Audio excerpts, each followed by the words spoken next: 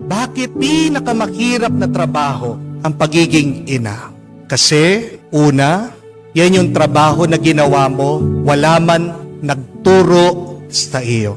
You learn by doing. Kahit na sinabihan ka ng iyong ina, meron pa rin mga bagay na hindi maituturo sa iyo na malalaman mo lang sa karanasan mo sa pagiging isang ina. Amen? Pero pangalawa, yan yung trabaho na walang pahinga. 24/7, walang bakasyon, walang sick leave, kahit na konti ang tulog mo, kailangan mong magtrabaho, ikaw ang unang nakagising, ikaw ang huling natutulog, lalong-lalo na pag wala pa sila sa bahay, inaalala mo sila, iniisip mo sila, binabantayan mo ang pagdating ng iyong mga anak. Walang tigil ang pagiging isang ina. Walang pahinga ang pagiging isang nanay. Amen? Pero pangatlo, bakit ang hirap? Kasi walang sweldo. Pagod ka na, binibigay mo ng lahat, wala man tayong nakukuha. Wala man nagbabayad sa iyo. At kung minsan, yung pagod mo, paano binabayaran ng iyong asawa, ng iyong mga anak? Nagrereklamo pa sila. Ayaw yung iyong niluto, kung minsan merong hinahanap, hindi mahanap, palaging ikaw tinatawag, pinagdadabugan ka pa, pinapaalalahanan mo lang, tinuturuan mo lang yung anak mo, sinisigawan ka pa, hindi ka man makapag-quit. Kasi kahit na huminto ka, tumigil ka, umalis ka, iwan mo sila, hindi mo papagkakaila, ikaw pa rin ang ina ng mga bata. Amen? Kahit na lumayas ka sa inyong tahanan, hindi mo maaalis, parte yan ng iyong pagkatao. You are still the mother. Pero bakit nakakaya ng mga ina? Kasi nagmamahal sila. Dahil pag ikaw ay nagmamahal, una, busog ka. Kaya masaya ka kahit na huli kang kumain, basta't makita mo yung iyong mga anak nananaba. Pag nagmamahal ka, nagiging mapagpasensya ka, matiisin. Kahit na anumang gulo sa bahay, anumang kukulang o kasalanan ng ginawa ng iyong mga anak, kahit na pagkatigas-tigas ng ulo nila, kaya mo silang patawarin.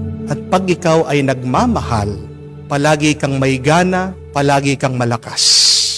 Kahit nasa lapag ka lang matulog, basta't ang iyong mga anak nakakutsyon, kakayanin mo.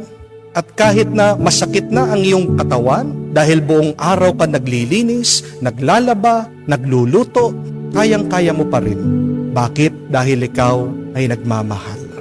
Pero kung tatanungin natin ang ating mga ina, humihingi ba sila ng kapalit sa kanilang mga ginagawa, sa kanilang trabaho, sa kanilang pagsasakripisyo? Ang sasagot nila, hindi. Kahit na hindi mo sila bayaran, hindi sila naghahanap ng kapalit.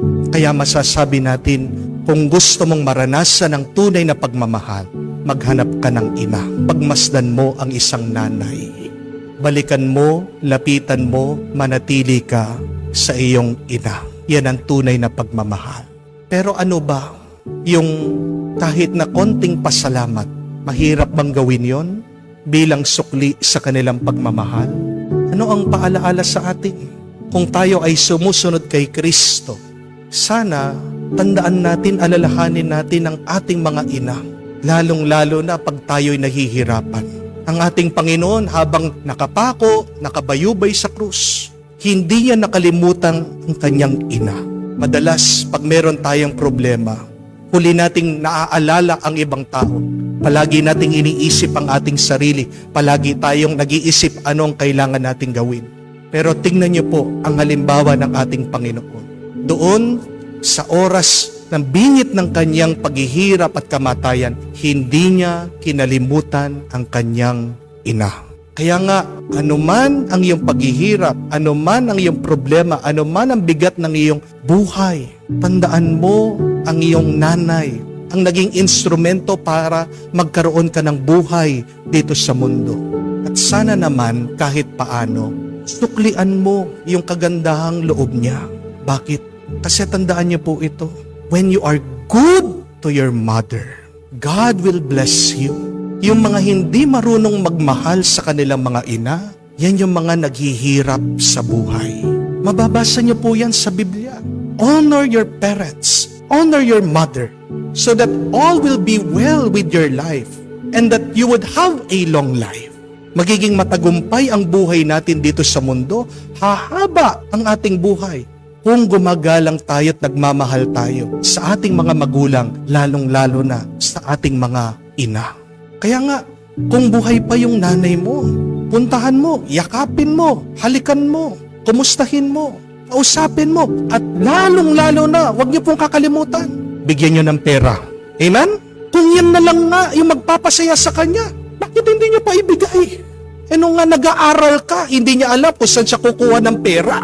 Kakaunti na lang yung buhay niyan. Ikaw naman, kahit na umutang ka, para pag siya ay umalis na dito sa mundo, may dadalhin siyang magandang alaala na ginawa mo. Amen? Nakakita na po ako. Hinahayaan nila ang kanilang mga ina. Mag-isa, nakaratay, kawawa. Kaya ano po yung kalagayan ng pamilya? Kawawa din sila. Ibang manalangin kasi ang nanay. Iba ang kapangyarihan ng dasal ng ina. Simpleng nanay pa lang yan. Napakalaking grasya na natatanggap natin. Ano pa kaya pag ang ina ng Diyos, si Maria, siyang nagdasal para sa atin? Kaya nga, mahalin natin ang ating mga ina at mahalin natin ang ina ng Diyos, si Maria. Hindi lang grasyang matatanggap mo. Sobrang grasya.